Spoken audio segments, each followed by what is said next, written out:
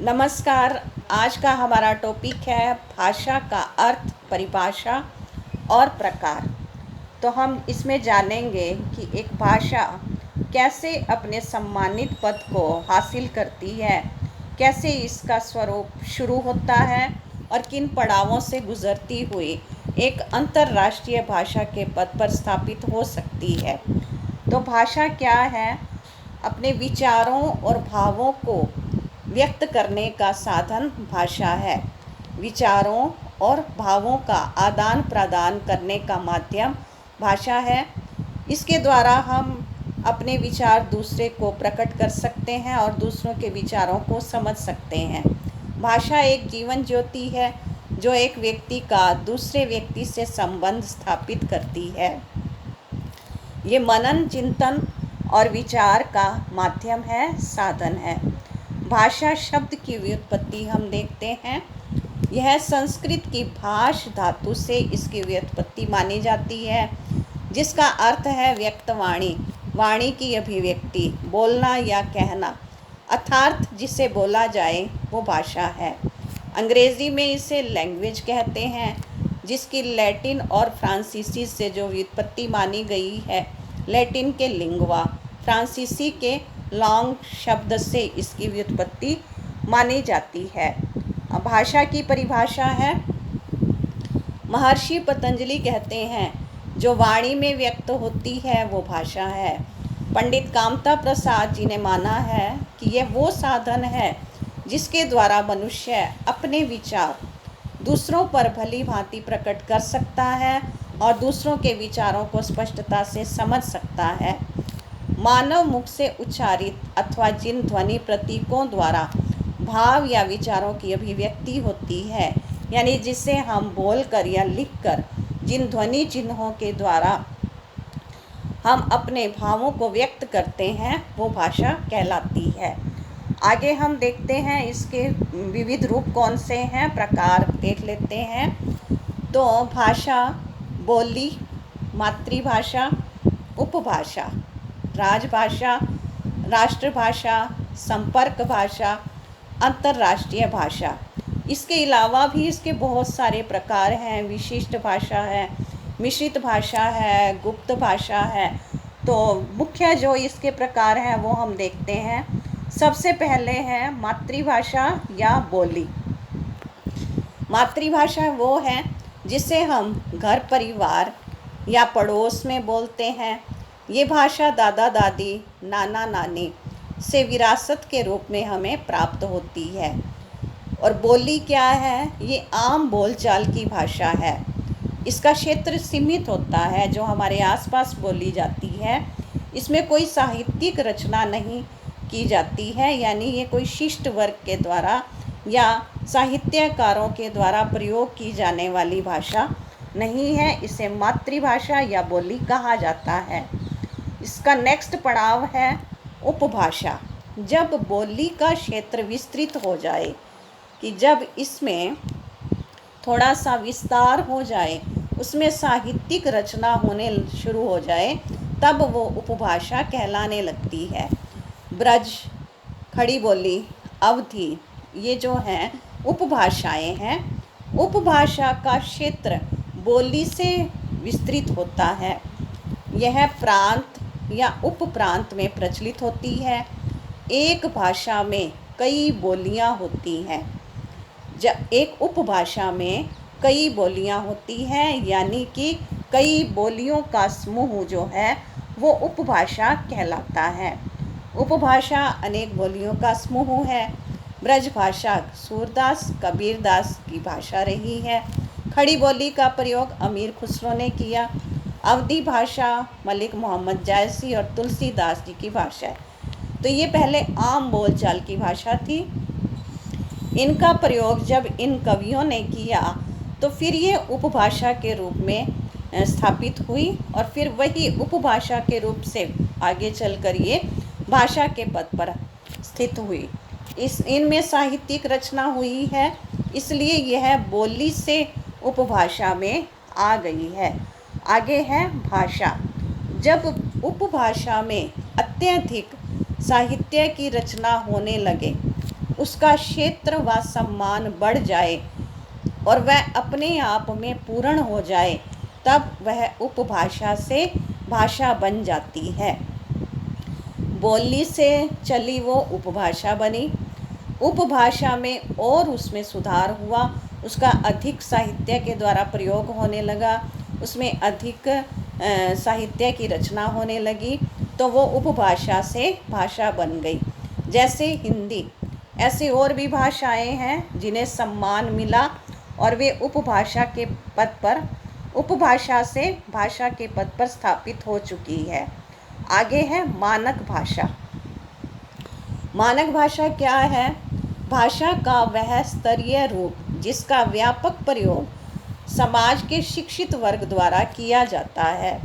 सभ्य लोगों के द्वारा, शिक्षित वर्ग के द्वारा जिस भाषा के यानी आदर्श भाषा का जो प्रयोग किया जाता है, आदर्श शब्दों का प्रयोग किया जाता है, वो मानक भाषा कहलाती है।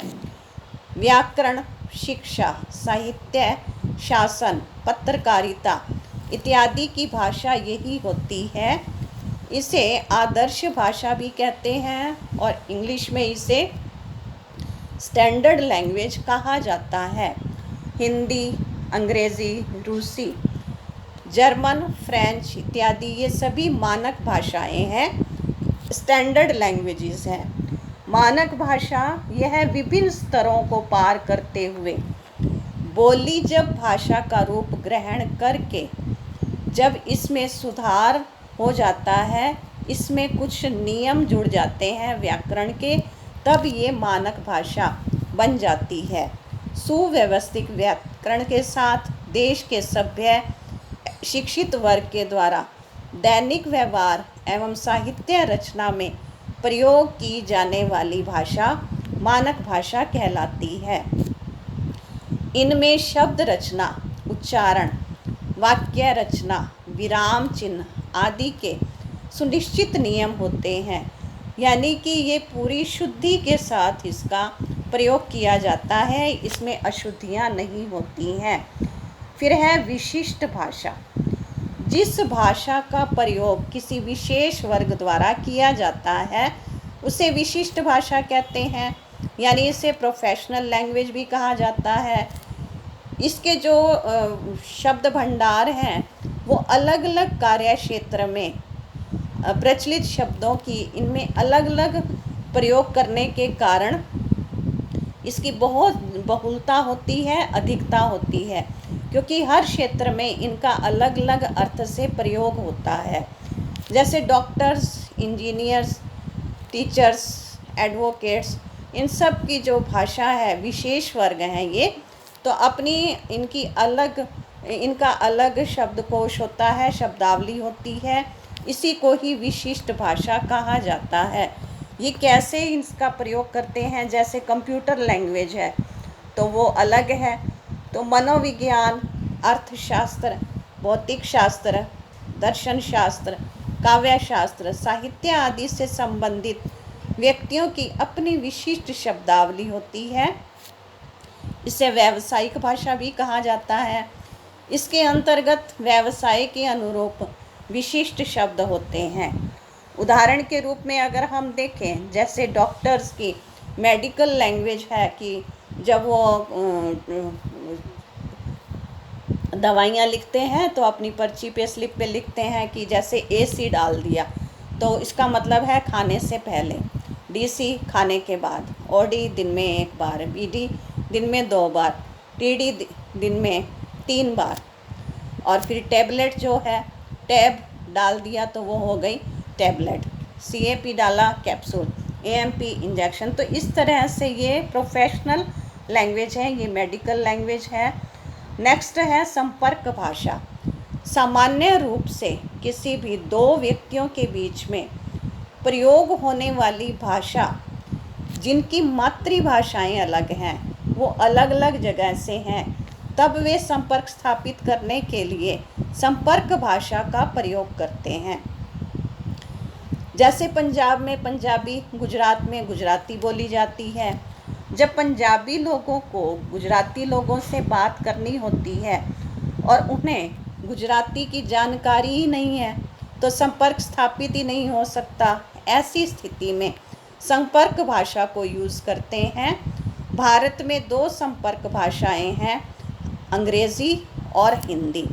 तो इनके माध्यम से 2 अलग अलग जगह के लोग आपस में बातचीत कर सकते हैं, संपर्क स्थापित कर सकते हैं।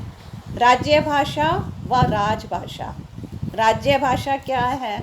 यह प्रांत की भाषा होती है, स्टेट की है, लैंग्वेज है। जैसे पंजाब की पंजाबी, गुजरात की गुजराती।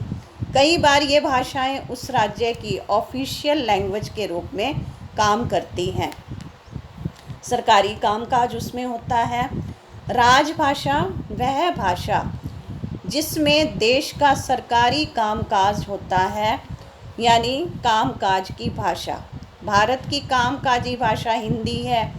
14 सितंबर 1949 ईस्वी में संविधान में हिंदी राजभाषा के रूप में घोषित हो चुकी है। यह अनुच्छेद 343 में हिंदी भारत की राजभाषा व लिपि देवनागरी होगी। और अनुच्छेद 1351 में है, संघ की यह जिम्मेदारी है कि हिंदी के प्रचार प्रसार को बढ़ावा दें, हिंदी की इम्पोर्टेंस को ज़्यादा से ज़्यादा बढ़ाया जाए। नेक्स्ट हम देखते हैं राष्ट्रभाषा। राष्ट्रभाषा क्या है? जो भाषा राष्ट्र में अथवा देश में सबसे ज़्यादा बोली जाती है, जिसमें सबसे ज़्यादा आदान प्रदान होता है, उसे राष्ट्रभाषा कहते हैं। भारत में सबसे ज़्यादा बोली जाने वाली भाषा हिंदी है, परंतु यह भारत की राष्ट्रीय भाषा नहीं है। संविधान की 8 अनुसूची में 22 प्रादेशिक भाषाओं को मान्यता दी गई है। तो हिंदी एक प्रकार की राष्ट्रीय स्तर की भाषा है। हिंदी भारत की राष्ट्रभाषा नहीं है, क्योंकि ये पूरे भारत में नहीं बोली जाती। पूरे देश में तो एक तरह से हिंदी 40% बोली जाती है, और जो 60% है ये रीजनल लैंग्वेज बोली जाती है। तो इस प्रकार हमने देखा कि जो हिंदी है वो राष्ट्रीय स्तर की भाषा तो है, लेकिन राष्ट्रभाषा नहीं है। अंतर्राष्ट्रीय भाषा जिस भाषा के माध्यम से पूरे विश्व भर में संसार से संपर्क स्थापित होता है, संसार के विभिन्न राष्ट्रीय विचारों का आदान प्रदान होता है, तो वह अंतर्राष्ट्रीय या विदेशी भाषा कहलाती है। जर्मन, फ्रेंच, रूसी, चीनी, अंग्रेज़ी, ये 5 अंतर्राष्ट्रीय भाषाएं हैं। तो हमने यहाँ पर देखा एक बोली जब उसमें सुधार हो जाता है, ज़्यादा प्रयोग होने लग जाता है, तो वो उपभाषा बन जाती है। उपभाषा कई बोलियों का समूह है, और जब उसमें और शुद्धि हो जाती है तो वो भाषा बन जाती है, मानक भाषा के रूप में स्थित हो जाती है। और वही भाषा जब सरकारी कामकाज में प्रयोग होने लगती है तो राजभाषा कहलाती है। और जब वो देश के विभिन्न प्रदेशों में बहुत ज़्यादा प्रयोग होने लगती है, तब वो राष्ट्रभाषा कहलाती है। और इसके बाद जब विभिन्न देशों में संबंध स्थापित करने के लिए जो भाषा प्रयोग की जाती है, उसे अंतर्राष्ट्रीय भाषा कहते हैं। तो ये हमने देखा, एक बोली से शुरू होकर के भाषा अपना किस तरह से सफ़र तय करती हुई अंतर्राष्ट्रीय भाषा के पद पर स्थापित हो जाती है। धन्यवाद।